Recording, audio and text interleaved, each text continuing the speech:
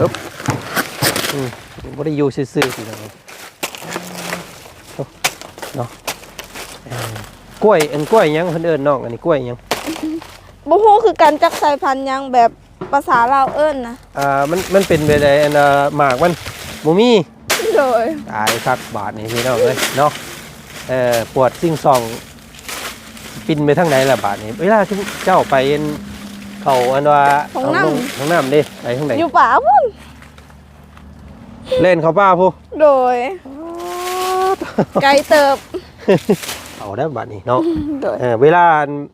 เบ้าขอโทษด้วยเนาะเวลาเจ้าบอกประสบการณ์ก็ได้อะเนาะเคยบอกแบบว่าไปแบบส้นกันโดยก็เคยอยู่แบบเขาได้ยินเขาไปจังซี่เพิ่นก็สิปาก่อนโอ้เขาก็สิแล่นไปไกลคุมยังเสียนี่เนาะ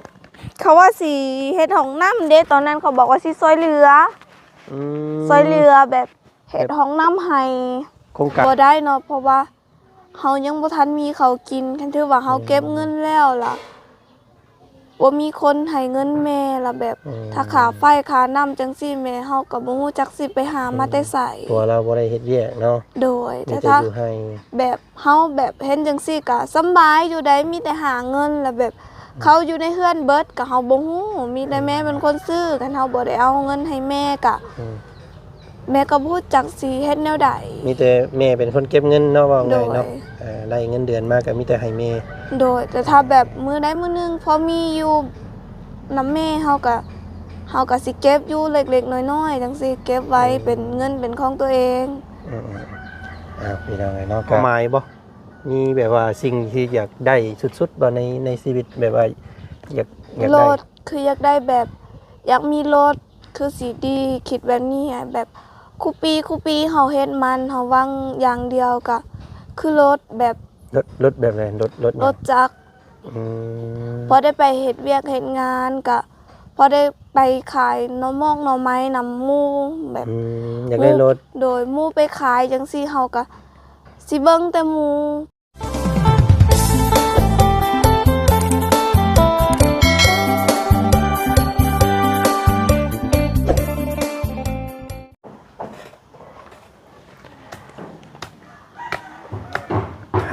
พี่น้องเนาะเห็นทีมงานเห็นหมู่ครูเพิ่นทักหาบอกว่าน้องป๊อปปี้เฮาเพิ่นหยุดงานว่าซั่นมื้อนี้พี่น้องเอ้ยเนาะบ่าวจันก็เลยพาพี่พาน้องเนาะเข้ามาอัปเดตเบิ่งน้องเพิ่นน้องเนาะเพิ่นเฮ็ดคือสังอยู่เด้ว่าซั่นเนาะตอนเที่ยงแบบนี้แดดก็ร้อนพี่น้องเอ้ยอากาศก็ร้อนมื้อนี้เนาะน้องเพิ่นยากได้พี่น้องเอ้ยสิหยุดการหยุดงานเนาะบ่ค่อยได้เห็นน้องเพิ่นอยู่เฮือนเนาะกำลังเฮ็ดอีหยังอยู่เนาะสบายดี สบายดีพี่น้องไอ้น้องป๊อปปี้เนาะหายากแล้วนี่พี่น้องหาตัวยากขนาดเนาะสิได้อยู่เฮือนอยู่หยังนี่เฮ็ดหยังอยู่นี่กำลังเขาเอิ้นว่าแนวใดเสียหญ้าโดยบ้านเจ้าเอิ้นว่าแนวใดตะบัดฮะตะบัดโดยตะนี่คือเสียโดยบัดนี่คือหญ้าตาบัดเนาะโดยถ้าเฮาเสียหยังก็กวดขี้เหงื่อว่าจังได๋กวดเฮือนมันบ่ก็กวดนี่นะกวดขี้เหงื่อนี่ไปให้ได้ก็ไปโดยโอ้ยไปขี้เหงื่อโดยขี้เหงื่อคือกันเนาะบ่มีภาษาเจ้าเนาะตัวนี้เนาะโดยเป็นยังไงเนาะเอาอยู่ห่มอยู่เงาอยู่ดังบ้านน้องเพิ่นมื้อนี้พี่น้องเอ้ยใส่เมื่อกี้นี่คือว่าเห็นว่าไปให้มาบ่โดยไกลบ่ให้เจ้าไกลบ่ไกลปานใดไปทางไหนทางนี้แม่เจ้าไปใส่มื้อนี้แม่ค่อยบ่อยู่เฮือนน้าบ่าวโอ้พี่น้องเอ้ยเนาะเด้อเห็นชุมเจ้าไปอันยังก็ปลูกมันบ่โดยปลูกมันแล้วก็ปลูกอันนั้นน้ำขิงอ๋อ เป็นหยังคือหยุดมื้อนี้ เพราะว่าไปซอยแม่แล้วก็ไปเวียกน้ำเพราะว่ามีไปเวียกน้ำหมู อ๋อเวียกหยังมีเวียกหยัง ไปเวียกน้ำหมูหั่นบ่ไปส่งเครื่องให้เป็นคนเวียดคือกัน อ่า อยู่ระบ่าวแต่ว่าไปแป๊บเดียวก็มา เอาไปรถจักรบ่ โดย มีเวียกไปซอยหมู่ โดย แล้วก็หยุดอันน่ะซอยแม่นํ โดย เพิ่นบ่ตัดเงินเดือนบ่ ตัด เอ้าเฮาบ่ได้ไปสิก็ตัดบ่ ตัดเขาไล่เป็นบางมือเอา สมมุติบ่ไปมื้อนึงนี่เพิ่นตัดเท่าใด โม แต่ว่าเพิ่นตัดแน่นอนเนาะ โดยตัดแน่นอน เสียดายครับบัดนี้หลังจากกัน2ล้านก็สิเหลืออยู่ล้านปลายเนาะแล้วกันบัดจังพ่อน้องเพิ่นจังบ่ค่อยหยุดแล้วซะพี่น้องเอ้ยเนาะ โดย อ้ายเห็นเจ้าเฮ็ดเวียกกับแม่อยู่ในคลิปหมู่คู่เพิ่นพี่น้องก็เลยซื้อน้ำเย็นๆมาให้ โด เนาะ ย น้ำปั่น ขอบใจเด้อ เลือกเอาเด้อเจ้าสิเอาตัวใดก็ได้พี่น้องเอ้ยเนาะให้แม่อันนึง เดี๋ยว เนาะ ปะอยู่ น้องบ่มีน้องบ่ โดยมีน้อง ให้น้องกินน้ำก็ได้เนาะ ไปเบิ่งตอนแหละพ่อน นี่บ่น้องชายบ่นี่ ออนปีงไว้เต้นะโดย ให้แม่กินน้ำเด้อกินผู้เดียวระวังเป็นหวัดเด้อ โดยมันปีงไว้เต้ อันนี้น้องหลาบ่ผู้นี่ โดยเป็นน้องลา ผู้ชาย เป็นผู้ชาย จักคน ผู้ ก็ ชาย3ผู้หญิง3 ยังไงเนาะเอาก็เลี้ยงน้องเลี้ยงนุ่งไปนํเนาะปัดกวาดเฮือนซ่านไปนํมื้อนี้พี่น้องเนาะอยู่ห่มอยู่เงาถ้า โดยตัด สิพาอันอ้ายเฮ็ดอีหยังมื้อนี้ ตัดกล้วยบอนนี่ก่อนแป๊บหนึง โอ้ซ่อมอันน่ะกล้วย เดี๋ยว เอาอึ๊บบ่ได้อยู่ซื่อๆพี่น้องเนาะ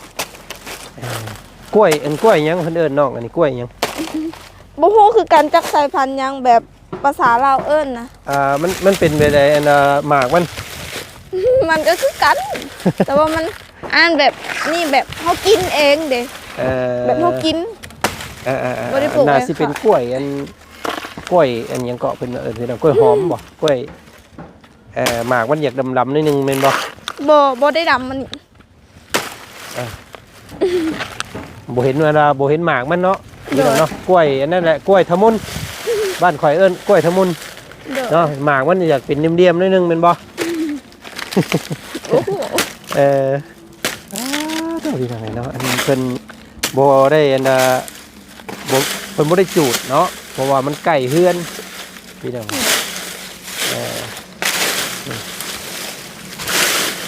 โอ้ยเนาะมาอันอีล่ะอันว่ามาฮอดนี่แหละรู้สึกว่าปวดอันห้องน้ำมีห้องน้ำบ่ บ่มี บ่มี โดย ตายคักบาทนี่พี่น้องเอ้ยเนาะปวดซิ่งซองปินไปทางไหนล่ะบาทนี้เวลาที่เจ้าไปเขาอันว่าห้องน้ำเด้ไปทางไหน อยู่ป่าพุ่น เล่นเขาป้าพู โดยไกลเติบ ตายคักพี่น้องเอ้ยเนาะ โดย เจ๊อันน้องคนยังบ่ทันมีห้องน้ำซะพี่น้องเอ้ย โด เนาะ ยอะ เอามันห่อนเอามานั่งก่อนมานั่งกินอย่างเย็นๆก่อนเนาะพักผ่อนโอ้ยพี่น้องเอ้ยโอ้ยบ่มีห้องน้ำเนาะ โดย ข่อยนึกว่าเจ้าเอาไปอาบน้ำได้ใส่อาบอยู่ไส อาบอยู่น้ำมาดานเนี่ย เอ้าบ่มีห้องน้ำบ่อยู่หั่น โดยบ่มีห้องน้ เอาอาบแบบใดใส่แบบมันกลางแจ้งไปสิเลย ำกลางแจ้งแต่เอาซินเอา อ๋อใส่ผ้าถุงเอา โดย เออ เนาะอุ้ยเข้าป่าพุ่นเวลาเล่นปวดนักปวดเบา ก็เล่นไปเล่นไป โอ้ยพี่น้องไงเนาะ โดย ส่วนหลายในบ้านเจ้านี่ยังบ่มีหลายคนบ่ โดยเพื่อนผู้นั้นมีอยู่ เดี๋ยวบ่กล้าเอาไปเข้าน้ำเพิ่นเนาะ โดย ของไผของลาว โดย โอ้ยสังเกตเห็นนี่บ่กี่หลังหนึงได้อันมีห้องน้ำหนึงเฮือนเจ้าของดิน โดยสองเพื่อนแถวเพื่อนโบสถ์แล้วก็3เพื่อนตัวนี้ แล้วก็สี่ เข้าไปอยู่ในอีซีเพื่อน เฮือนน้องนางน้อยหั่นเนาะ โดยแล้วก็5เพื่อนผู้สร้างไม้หั่นทางหล่างเพื่อน น้องนี่ยังบ่มีแถวนี้ยังอยู่ โดยยังบ่ ครับ มี พี่น้องแย่งกันเข้าแล้วบัดนี้เนาะ โดย เวลาอันเบ้าขอโทษด้วยเนาะ เวลาเจ้าบอกประสบการณ์ก็ได้อะเนาะเคยบอกแบบว่า ไป ไปแบบอันน่ะ เจอ ส้น คน กันส้นกันโดยก็เคยอยู่แบบคันเขาได้ยินเขาไปจังซี่เพิ่นก็สิปาก่อน โอ้ เขาก็สิแล่นไปไกลอีก โอ้ยพี่น้องไงเนาะเข้าใจอยู่แต่ก่อนบ้านของอ้ายก็มีแบบนั้นคือกัน โด เนาะ ย แต่ก่อนทางอันบ่าวจันก็ยังบ่ทันมีห้องน้ำพี่น้องไงเนาะ โดย อยู่บ้าน เพิ่นแต่ว่ามันสิมีห้วยแต่ว่าจันอยู่เนาะพากันแล่นลงห้วยเนาะแต่เดี๋ยวนี้มีครูเฮือนแล้วเนาะบ่มีแบบนี้แล้วเนาะ โดย ยังแบบอันน่ะย้อนยุคลงไปอีกอยู่ซุมเจ้าเนาะ โดย แต่ก็เฮาอยู่แบบซี่มาเนาะน้องเนาะ โดย ก็มันเคยสิ้นเนี่ยเนาะ โดยเคยชินแล้วก็ธรรมดา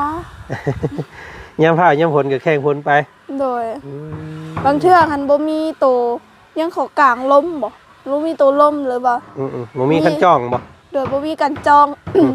คันเฮามีแต่อันนั้นซื่อๆ ถุงย่างตัวน้อยก็คุมแต่หัว คุมแต่หัวเอายันหัวเปียก โดย เด้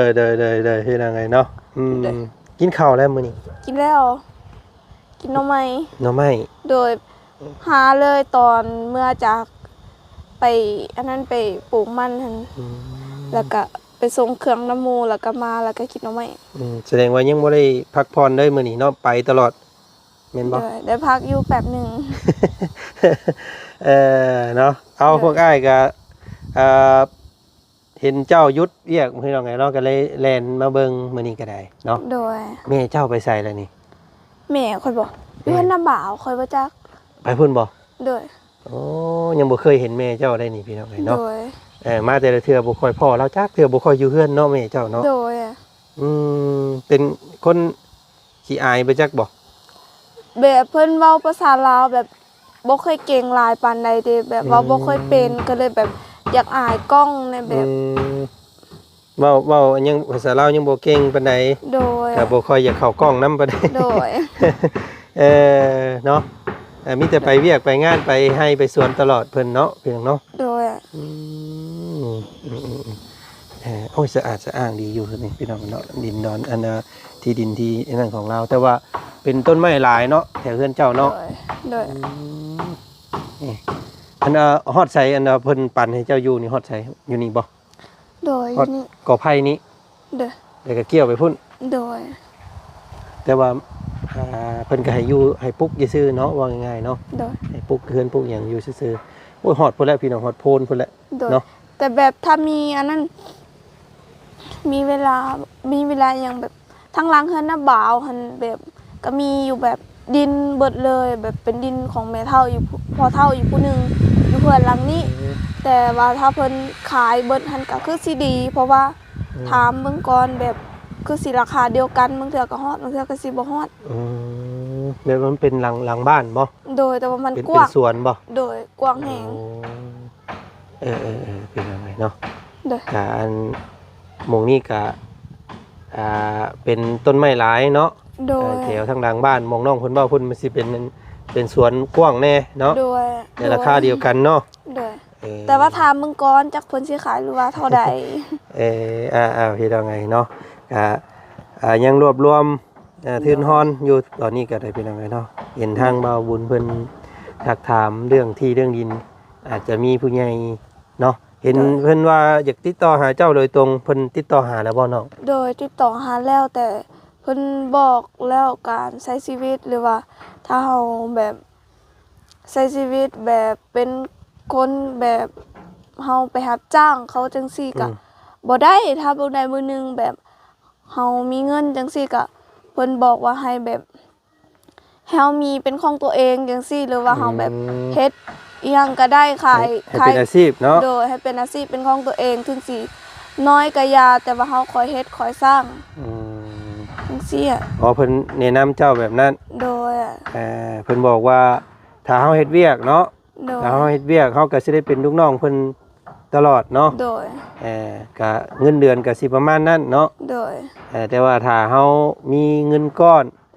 มีอาชีพเป็นของตัวเองเนาะ โดย ค้าขายหรือว่าเฮ็ดธุรกิจอีหยังต่างๆเนาะ โดย อาจจะชีวิตอาจจะดีขึ้นกว่านี้เพิ่นว่าเนาะ โดย โอ้ยเนาะอยากขายหยังเสียเจ้าเนาะแบบอันคำว่าสมมุติว่าเป็นแม่ค้านี่ ยังบ่ฮู้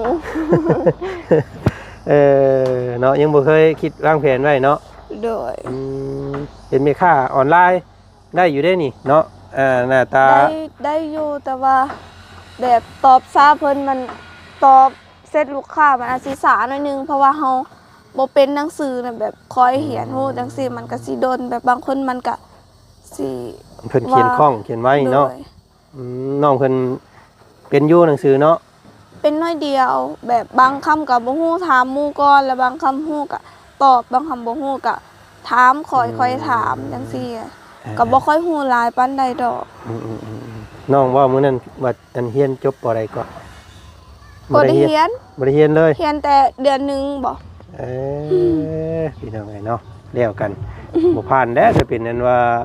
แม่ค้าออนไลน์นี่บ่ค่อยเข้ากันบ่ได้เลยเสร็จเนาะ โดย เพราะว่า ถ้าเป็นแบบเขามีห้านเป็นของตัวเองขายเครื่องแบบคือกับห้านของลูกของแม่เฒ่าเพิ่นก็ได้อยู่ ขายเป็นของซ้ำเนาะเป็น โดย เครื่องอยู่ของกินเป็นปลาเล็กแป้งนัวเนาะ โดย มาม่าปลากระป๋องแบบว่าห้าน ขาย ทั้ง ลูกซีนฮอนดอกจังซี่ก็ ได้อยู่ ได้ อ๋อสมมุติว่ามื้อใดมื้อหนึงเนาะเจ้ามีถูกเลขว่าซั่นซะ ถูกหวยรวยรางวัลมาเนาะอยากเปิดอยากขายแบบนั้นเนาะก็สิได้อยู่เนาะแบบนั้นเนาะ ได้ เพราะว่าแถวบ้านน้องเพิ่นนี่ก็เป็นหมู่บ้านใหญ่แล้วก็ห้านค้าก็บ่ค่อยมีปานใดเนาะแต่สิมีแต่ไปหิมทางพุ่นพี่น้องเลยโดย ยังบ่ทันคิดฮอดคิดเอาเฉพาะอัน เท่าที่เป็นได้ยัง มีบ้านหลังงามๆให้แม่อยู่สักดังก็พอแล้วเนาะมีดินพอเพิ่นบ่ไล่ปุ๊บไล่หนีก็พอแล้วว่าซั่นซะ โดย เว้าง่ายๆนี่แม่เจ้านี่คนบ้านใด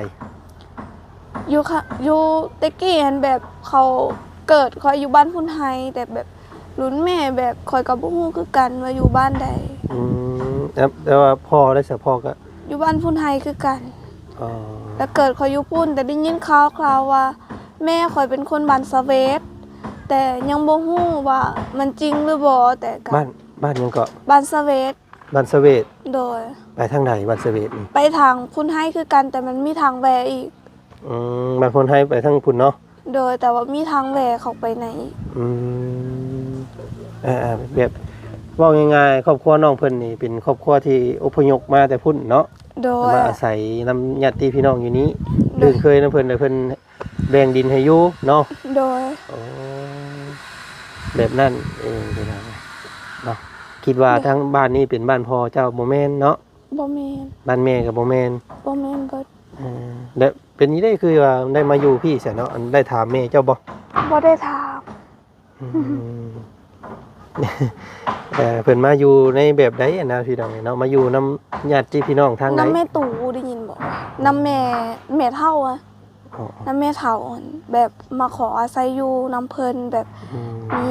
ดินอยู่นี่น้ำเดแบบเพิ่นให้อยู่น้ำจังซี่ก็แบบมันก็สิใกล้อยู่บ่อนโบสถ์นำพอเฮาได้ไปรวม โดยเพราะว่าเขาเจ้าเขานี่ได้จักปีเลย ข่อยบ่ฮู้ตั้งแต่รุ่นแม่ข่อยจนฮอดรุ่นข่อยนี่ เกิดมากับอันเพิ่นพาเขาเลยบ่ โดย เป็นหลายปีแล้วสั่นเนาะ โดย ตั้งแต่โบสถ์หลังเก่าพี่เพิ่นผู้ใดเนาะ โดยตั้งแต่โบสถ์หลังเก่าอ้ายฮู้อยู่ติ เห็นแม่อันเจ้าของดินเพิ่นบอกเพิ่นว่ามีโบสถ์หลังเก่าอยู่นี้ตะกี้ว่าซั่นมีโบสถ์หลังเก่าเป็น2ชั้นแต่เขาได้มางออกแล้วก็ซื้อโบสถ์ตัวใหม่นี่เป็นเฮือนหลังสีขาวๆส้มแน่ขาวแน่ตะกี้หันเป็นส้มแต่เดี๋ยวมันออกแล้ว บ่เคยเห็นดอกพี่น้องเนาะเพราะว่าหากามาวนเวียนอยู่คงเขตนี่ประมาณ2ปี3ปีนี้แต่ก่อนพวกอ้ายก็อยู่แต่ทางบ้านเนาะอยู่แต่ทางสวรรค์เขตพุ่นเนาะขึ้นมารู้สึกว่าขึ้นมาพี่นี่ประมาณ3ปีนี่เนาะขึ้นมาแถบเขตเซโปนคือจังไงขึ้นมาอันซอยทางนี้นะแต่เก่ามีแต่ไปทางพุทธเนาะมาไปทางมากินอะไรลองกินมึงเนาะเปื่อยบ่ได้หั่นพี่น้องเนาะแซ่บบ่ซื้อมาฝากหมู่คู่เพิ่นออกไปแล้วเนาะฮ้อนหาส้นห่มส้นเงาอยู่แล้วพี่น้องเลยเพราะว่าอากาศเนาะ แซ่บอยู่เนาะผู้บ่ข่อยซื้ออาหารใดข่อย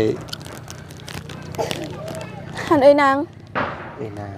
บ่แม่นบ่ ไอ้นางไอ้นางไอ้นาง ขายข้าวเปียกนำ บ่แม่น บ่แม่นเนาะหันตัวใด หันน้องมิว น้องมิว ขายตำ โอ้ โอเคเนาะเอาอันน้องเพิ่นอยู่แบบนี้แล้วก็เดี๋ยวสิให้น้องเพิ่นพาย่างเลาะบริเวณแถวใกล้ๆเนาะให้ซี่เบิ่งเนาะเขตอันน่ะบ้านอันเฮือนเจ้าฮอดใส่นะพี่น้องเนาะ แถวนี้นี่บ่ แม่นอันแถวบริเวณนี้เลยย่าง แถวนี้ เลาะเบิ่งเนาะ ไปอยู่พุ่นน่ะบ่ โอเคไปพุ่นแล้วก็ย่างไปพุ่นน้องเบิ่งอยู่หั่นพี่น้องเนาะเพราะว่ามาแต่ละรอบก็บ่ค่อยได้อันนั้นเอ้าอันนี้คุมยังเสียนี่น้อง เขาว่าสิเฮ็ดห้องน้ำเด้ตอนนั้นเขาบอกว่าสิซอยเรือซอยเรือแบบเฮ็ดห้องน้ำให้ โครงการเพิ่นว่าสิมาเฮ็ดให้บ่ โดยหมดบ้านนี่เลยมีแต่คุมหมดเพราะว่าบ่ฮู้นำเพิ่นคือกันจักเป็นหยังแบบบอกให้คนขุดลุมจังซี่ก็แบบขุดหมดขู่บ้านแล้วบัดนี้ขุดแล้วล่ะเขาบ่ได้เฮ็ดให้ก็บ่ฮู้ว่าเป็นย้อนหยัง เบิดงบไปจักเนาะ ก็บ่ฮู้คือกัน งบเพิ่นเบิดไปจักพี่น้องไงเพิ่นก็เลย โดย ให้คุดซื่อๆเพิ่นบ่ได้เอาอันนั้นให้ว่าทอมันบ่มีบ่ โดยยังบ่ทันได้เอาให้ก็เลย ก็ได้แต่คุมมันนี่ โดย อ้ายบันดีขึ้นอีหยัง เมื่อย แล่ แห่ น งใดกว่าสิขุดแล้วนี่ เนาะ ขุดเองซ้ำ อืม เมื่อยแท้เมื่อยว่ากลางคืนก็ขุด ดึกซำนี่พี่น้องไงเนาะ โดย โอ้ยย่านอันตรายได้นี่เนาะคืออยู่แถวบ้านข่อยนี่งัวตกได้นี่ โดย ที่แถวบ้านเจ้าบ่มีงัวเนาะ โดยก็เลยมีคุมเบิด เจ้าก็มี หมู่ บ่ บ้าน เจ้าก็ขุดบ่ของเจ้า ค่อยขุดยังแบบมันบ่ได้อันนั้นลึกหลายปานใดเพราะว่าขุดผู้เดียวแบบขุดบ่ไหวน้ำแน่แล้วก็บางเทื่อก็ซอยหน้าบ่าวนำบางเทื่อก็ซอยทางหน้าบ่าวฝั่งแม่นำ หลายนะโอ้ยมีต้นประดูฟักแกงลำนี่พี่น้องเนาะฟ้าเป็นราคาได้นี่ เป็นของแม่เฒ่านั่นแหละ บอกง่ายๆดินเนาะต้องกว้างเลยดีเนาะไม่เท่าเลย โดยกว้างแหง เมนเบิดเลยแถวนี้เมนเบิด โดย ถึงผ้าอาศัยแล้วเบิดเลย โดย อันนี้ก็สิเป็นเพื่อนของน้องอัน น้องแอน น้องแอนที่ โดยเสีย เพิ่น แล้ว เสียไปเนาะทางบ่บุญเพิ่นได้มาถ่ายทำให้พี่น้องเบิ่งอยู่พี่น้อง โด น้อง ย แอนนี่น้ำอันนี้บ่หมงเจ้ามาอาบนี่ บ่แม่นเป็นน้ำใดอยู่พูนอันนี้เป็นน้ำของเพื่อนหน้าบ่าวแล้วเพิ่นอันนั้นคอใส่น้ำเพื่อนหลังผู้นี้เป็นแม่เฒ่าอีกผู้หนึง ไม่ได้อาบก็อาบไปนี่เลยบ่มีห้องน้ำ เพิ่น เนาะ อาบอยู่นี่เลย พูดแล้วเสียงบลึมตึมตั้มนะเพิ่นก็กำลังเฮ็ดเฮือนพี่น้องไอ้สร้างเพิ่นเนาะ โดย นี่แหละพี่น้องไอ้เนาะก็คุมพันธุ์ของน้องเพิ่นเป็นจริงก็นี่แหละเนาะหมอง โดย ดินดอนตอนหญ้าหลักๆน้องเพิ่นว่าจะได้นะดินพี่น้องสำคัญกว่าเพราะว่าอย่างน้อยก็บ่ต้องบ่ต้องไปทางอื่นเนาะน้องเนาะ โดยบ่ต้องอพยพไปทางอื่น อันนี้บ่อันมันสิเจ้าแบกมา โดย ปลูกแล้วเบิดแล้วบ่อยู่สวน เบิดแล้ว มีแต่ถ่าแต่เพิ่นออกงอกออกผลบาดนี้ โดยแต่ว่ามันยังบ่พอดอกเพราะว่ายังน้อยคันมีก็ยังอยากได้อยู่แต่บ่ฮู้จักสิหาอยู่ไสเพราะว่า ลำมันนี่บ่ โดยเพราะว่าสวงนี้หันมันเบิดแล้วหมดฤดูแล้วเด้ เนาะเพิ่นปลูกเพิ่นหยังเพิ่นมันเบิดแล้วมันแล้วบาดนี้บ่พอซ้ำ โดยเพราะว่ามันตายเบิด พี่น้องไงเนาะเฮ็ดทั้งหัวทั้งสวนซอยแม่เนาะถือว่าเป็นเสาหลักก็ว่าได้อันนี้พี่น้องไงเนาะ โดย พี่น้องเนาะก็รุ่นเบิ่งว่าน้องเพิ่นสิสมหวังกับที่กับดินบ่หรือว่าสิได้สิ่งของแบบใดเนาะ โดย ทางผู้ใหญ่ใจดีเพิ่นก็ติดต่อทางน้องเพิ่นโดยตรงก็คุยกับเพิ่นดีๆเด้อน้องเด้อ โด เนาะ ย เพิ่นเว้าเพิ่นเป็นคนไทยบ่ โดยเป็นคนไทยแต่แบบข่อยก็เว้าบ่ค่อยเป็นน้ำแน่เว้าแน่มันก็สิปนกับภาษาลาวน้ำแน่ก็บางเทื่อหันแบบก็อาจสิบ่มีมารยาทหลายปานใดแบบมันบ่สิสุภาพประมาณนั้นนะ คำเว้าของเฮาเนาะ โดยก็ต้องขอโทษขออภัยทางผู้ใหญ่ใจดีเพิ่นนำ ทางอ้ายเพิ่นเนาะ โดย แม่นเพราะว่าบางเทื่อข่อยก็ลงพิษลงเบ้าอันผสมกันได้พี่น้องเลยเนาะ โดยเพราะว่าแบบเพราะว่าบ่ค่อยเป็นน้ำแน่ แต่ว่าพอได้อยู่เนาะ ได้น้อยเดียวอายเขาแบบสิเข้าใจหรือบ่ก็ยังบ่ฮู้ อืม แต่ถ้าเพิ่นบ่เข้าใจก็คือเก่า พี่น้องไอ้เนาะไปอันถามตัวนี้แน่บัดนี้พี่น้องเนาะไปเฮ็ดเวียกเฮ็ดงานแต่ละเดือนนี่เนาะเริ่มได้เฮ็ดเริ่มไปออกเฮ็ดเวียกนี่ตั้งแต่อายุจักปี คือว่าประมาณตั้งแต่17บ่จนฮอดซุมื้อนี้แบบออกแต่เฮือนตัวนี้ก็ไปเฮือนตัวผู้นี้แบบเฮาออกจากนี่แล้วเฮาก็ซอยเวียกเฮือนเวียกซ่านน้ำแม่แล้วบัดดนไปแล้วบัดนี้ล่ะเมิดเวียกส่วนเวียกเฮือนน้ำแม่ก็ไปเฮ็ดเวียกคือเก่าแล้วก็แบบขึ้นมองเก่ายังบ่ได้คนก็เข้าไปอยู่เขาได้คนแล้วก็ถือว่า ได้เปลี่ยนไหม เปลี่ยนใหม่แบบนี้ตลอด เริ่มตั้งแต่16 17ปีเนาะ โดย แล้วก็จนคุมื้อนี้ยังเฮ็ดเวียกตลอดอยู่พี่น้องเอ้ย โดย เนาะเอาเงินในกระตุนกระโตมีเท่าไดซะนี่เนาะเฮ็ดเวียกตลอดแบบนี้มีเงินหลายบ่ บ่มีดอกเพราะว่าเงินซื้อข้าวแล้วก็ซื้อแบบของกินต่างๆอยู่ในเฮือนพวกประเภทมีบ่มักเพชรบ่จังซี่เกลือบ่แล้วก็จ่ายค่าไฟค่าน้ำเขาก็ให้แม่เบิดแบบให้แม่เป็นคนเก็บก็บ่ฮู้คือกันแบบคันเฮาบ่ให้แม่ละย่านแบบ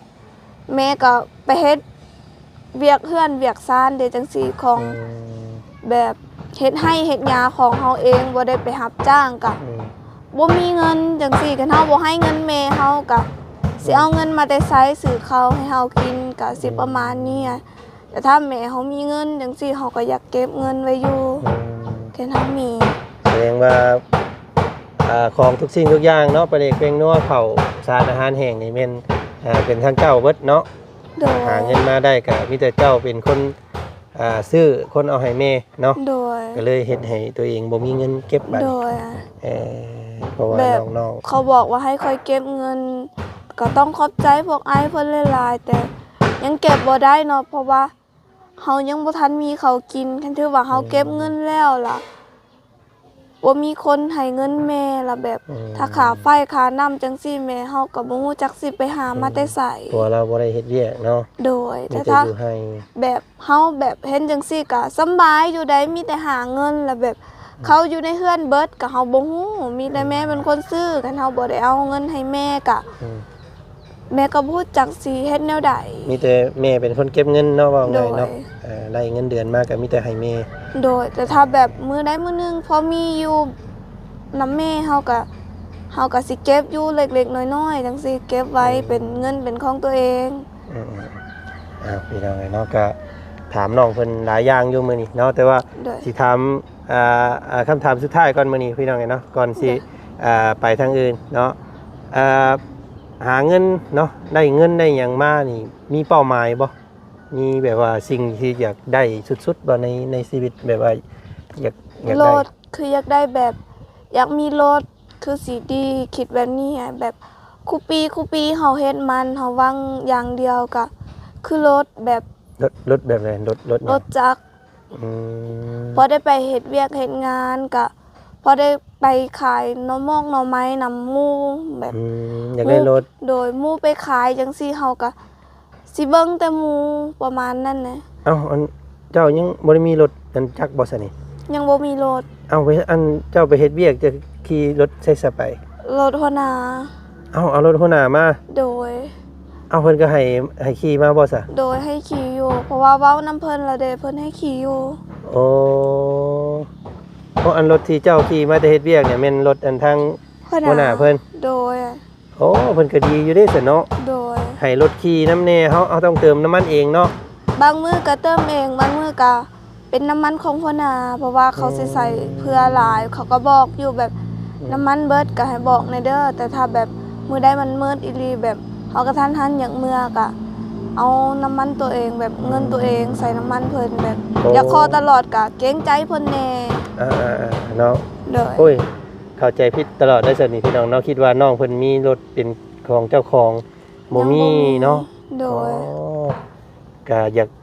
ทำงานเนาะอยากหาเงินหาอันนึงคือคุมื้อนี้ก็อยากได้รถความฝันของน้องเพิ่นเนาะพอได้ขี่ไปเฮ็ดเวียก โดย ไปค้าขายหน่อไม้หน่อตอกเนาะมันจะสะดวกสบายหลายเด้ โดย มีรถนี่พี่น้องเนาะสำคัญอยู่เนาะ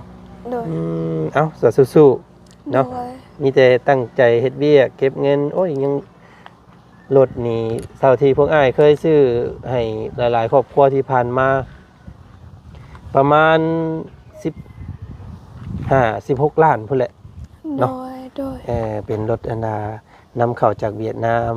โดย เนาะเป็นอันนาจาก Honda อย่างดีที่เคยซื้อให้หลายเคสอยู่พี่น้องเนาะก็ประมาณ15-16 ล้านนี่ได้อยู่ โดย เนาะมีจักล้านได้เดียวนี้ ยังบ่มี โอ้ยเอากันพี่น้องเนาะโอ้ยเนาะเพื่อสิฮอด16 ล้านสิเฮ็ดงานไปจักเดือนจักปีเด้นี่พี่น้องเนาะเดือนหนึง2 ล้าน แต่ว่า ก็ เพื่ บ่ อ ได้ดอกต้องซื้อเข้าเงินนั้น อืม สิ่งที่สำคัญที่สุดของทาตัวนี้ก็มีแต่มัน แต่ถ้ามันปีนี้บ่แบบหัวน้อยคือเก่าก็ถือว่าทาอีกปีเก่าแต่ถ้าแบบเฮาทาเงินเดือนจังซี่มันก็สิบ่ได้เพราะว่าเฮาต้องเงินเดือนหันเฮาต้องได้อาศัยกินแบบ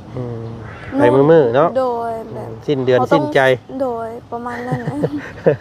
โอ้ตายแล้วพี่น้องเนาะเพราะว่ามันเงินเดือนต่ำเนาะ โดย สนใจว่าไปฝั่งไทยไปบ่ ก็เคยคิดเคยฝันอยู่ได้แต่บอกว่า ไปยันไปบ่ถูกแบบมียันลงน้ำแน่ ยันบ่จักทางมา โดย มีคนในบ้านหมู่เคยไปบ่ ยังบ่เคยเถื่อ อืมเนาะ โดย จะถ้าเป็นไปได้แหละเนาะอันนี้ขอแนะนำจากประสบการณ์ที่เคยไปฝั่งไทยมาเนาะ โดย ดีเลยพี่น้องเงินเดือนสูงแล้วก็ที่การเฮ็ดเวียกนี่ก็บ่ได้หนักจนเกินไป โดย เนาะถือว่าแนะนำอยู่ถ้าเป็นไปได้เนาะ โดย คำว่าสิตั้งมุกตั้งใจ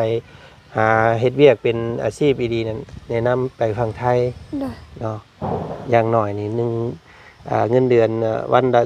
400-500 บาทต่อมื้อ โดย เนาะหรือว่าวันละ300,000-400,000พุ่นแหละเนาะต่อมื้อนะก็ถือว่าได้เก็บได้อยู่พุ่นเนาะเดือนละ14,000-15,000ค่าแรงขั้นต่ำพี่น้องเนาะ แต่ว่าโอ้ยหมู่เจ้าบ่เคยมีผู้ใดไปนี่ยากอยู่ โดย เนาะ แต่มันก็ต้องใช้หลายอย่างต้องพาสปอร์ตโอ้ยเฮ็ดนู่นนั่นนี่โอ้ยเบิดหลายเนาะเงินระดับ 4-50,000 บาทผู้ใดจังสิได้ไปไทยได้นะ โดย ถ้ามีเงินสำนั้นก็โอ้ยรวยแล้วเนาะ โดย ตั้งใจเด้อเสยเด้อเนาะ โดย เดี๋ยวอ้ายสิมาดินน้ำไม้ โดย เนาะเชื่อว่าสักวันหนึงความฝันของเจ้าอาจเป็นจริงเนาะ โดยขอบใจ ตั้งใจเฮ็ดเวียกตั้งใจสู่กับเวียกขยันแบบนี้ต่อไปก็อาจจะมือเนาะ โดย อาจจะมีรถเป็นของเจ้าของเองเนาะ โดย เอามื้อนี้กินน้ำเย็นๆไปก่อน โดยขอบใจ สบาย เด้ ดี อขอให้โชคดี ขอให้อยู่ดีมีแฮงขอให้เดินทางปลอดภัย ขอให้ร่ำให้รวย ขอให้สุขภาพแข็งแรงจับหยังเห็ดหยังก็ขอให้เป็นเงินเป็นทอง ขอให้พระเจ้าอวยพร โดยพี่น้องสมพรปากเด้อเนาะ โดย ขอให้เห็นเมื่อแรงถึกเลข6ตัวเดี๋ยวสิซื้อรถกันให้เลยคันหนึง โดยขอให้เป็นจริง โอ้ยเนาะเอาเลขอย่างนี้ใส่มือเลขนี่พี่น้องเลยเนาะโอ้พันดีบ่บอกเลขอยู่ โมโห บ่หยอกโอเคพี่น้องเนาะขอไม้ก่อนไปพักผ่อนซะเด้อ โดย เนาะเดี๋ยวสิเข้ามาหาไม้ช่วงค่ำๆเนาะถ้าเป็นไปได้พี่น้องเนาะถ้าบ่ได้ไปทั้งอื่นทั้งไกลเดี๋ยวสิมาดินน้ำน้องเพิ่นมาอีกเนาะน้องป๊อปปี้หรือว่าน้องหยังก็ซื้อ น้องฟัง น้องปอง โดย น้องเปิงโอเค ไปสวัสดีน้องเลยเนาะขอตัวก่อนเนาะกะมื้อนี้มาถามน้องเพิ่นแบบมีเวลาแน่ว่าแต่เก่าน้องเพิ่นบ่ค่อยมีเวลาเนาะมากับคำมื้อนี้น้องเพิ่น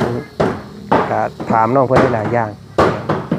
ความฝันหลักๆเลยคืออยากมีรถที่ไปเฮ็ดเวียกเนาะน้องเพิ่นบ่มีรถว่าซั่นโอ้ยพี่น้องเอ้ยเนาะฮะเนาะเป็นกำลังใจให้น้องเพิ่นแล้วกันเนาะสู้ต่อไปอีกพอกันไหมคลิปหน้าคลิปนี้สบายดีพี่น้องเลยเนาะบัดทุกคนเนาะ